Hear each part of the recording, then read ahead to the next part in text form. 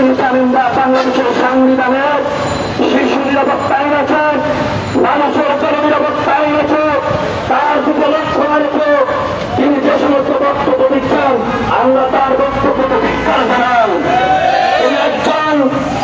তিনি একজন দায়িত্বশীল ব্যক্তি হয়ে দায়িত্বশীল বক্তব্য থেকে আজে বাজে মন্তব্য করে ইসলাম দেশ মানবতার বিরুদ্ধে তার সুস্পষ্ট বার্তা দিচ্ছেন।